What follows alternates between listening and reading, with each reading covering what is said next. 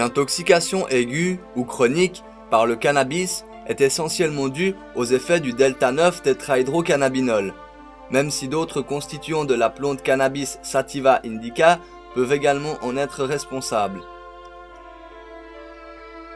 Les symptômes cliniques présentés par les consommateurs chroniques et dus aux effets des substances actives du cannabis sont différents en fonction des modalités de prise. Une utilisation très épisodique est suivie de signes identiques à la première expérience. En revanche, si les intervalles d'usage du cannabis sont rapprochés, les symptômes d'imprégnation présentent des caractéristiques et une intensité différentes de l'intoxication aiguë.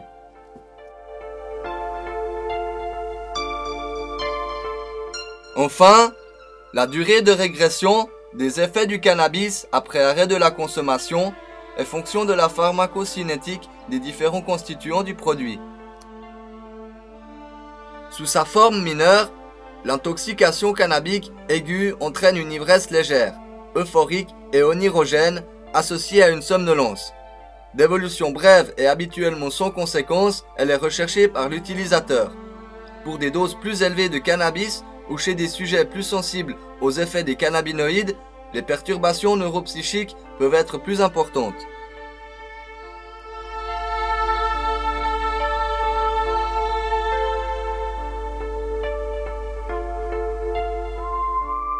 Il n'a pas été publié chez l'être humain de cas de décès après intoxication aiguë isolée par le delta-9-THC inhalé. Chez l'enfant, la prise orale involontaire d'une grande quantité de cannabis, cigarettes ou tout autre produit contenant du delta-9-THC peut entraîner des troubles de conscience avec hypotonie généralisée et mydriase. Dans quelques cas seulement, une ingestion massive de delta-9-THC chez le jeune enfant a été suivie de troubles de la conscience avec dépression respiratoire et coma. La découverte de fragments de la cigarette dans la bouche de l'enfant a dans ce cas orienté vers le diagnostic d'intoxication.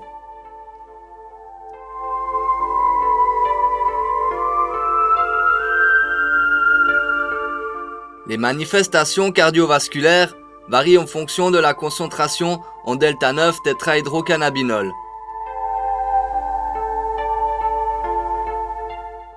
Dix minutes après la prise de cannabis, la fréquence et le débit cardiaque et cérébral augmentent. La tachycardie peut être responsable de palpitations ou d'une réduction de la tolérance à l'effort chez les sujets coronariens. La pression artérielle peut être modérément augmentée en position couchée. En revanche, la vasodilatation périphérique peut expliquer la survenue fréquente d'hypotension orthostatique, d'hypersudation ou de céphalée.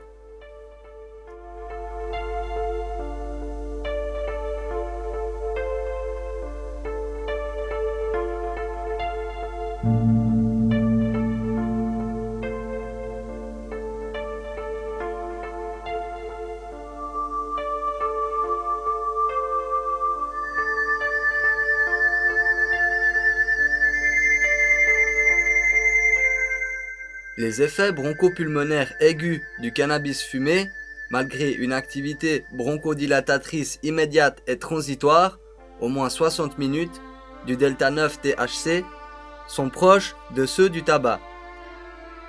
Cette action bronchodilatatrice transitoire du delta-9-THC chez le volontaire sain, comme chez l'asthmatique, est liée à une action parasympatholytique périphérique.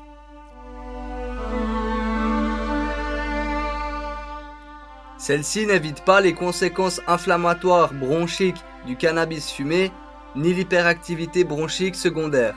Ces signes inflammatoires se traduisent par la survenue d'une toux.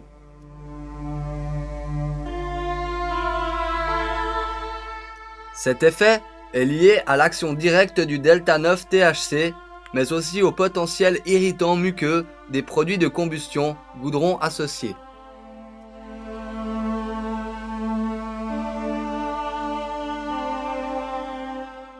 Les effets oculaires sont fréquents, avec hyperémie conjonctivale, yeux rouges, par vasodilatation et irritation conjonctivale.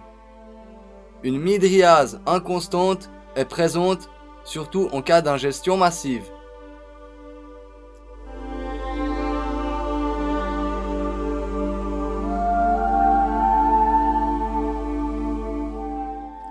Un nystagmus et une photophobie sont rarement signalés.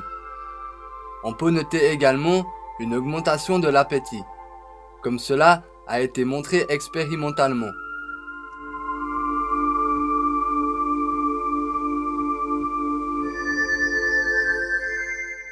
Le sujet peut se plaindre de sécheresse buccale par diminution de la sécrétion salivaire, de troubles digestifs dus à une réduction de la motricité intestinale. Plus rarement peuvent survenir des vomissements et une diarrhée lors d'une prise importante de cannabis.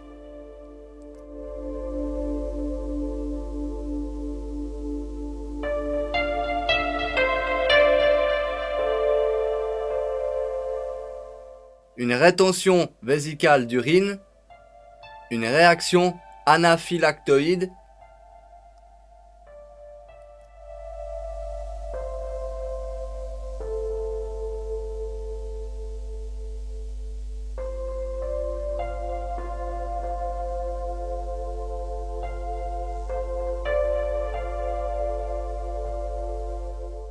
et une éruption cutanée ont été décrites. Ces différents effets sont surtout présents lors des premières prises.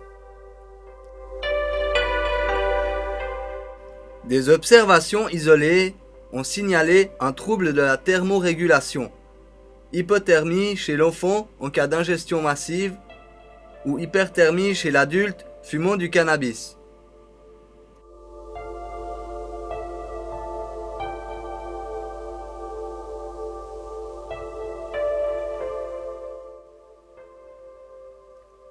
Les cas d'hyperthermie doivent faire rechercher d'autres causes non toxiques, ainsi qu'une éventuelle inhalation associée d'agents infectieux comme c'est parfois le cas avec du cannabis contaminé par Aspergillus fumigatus.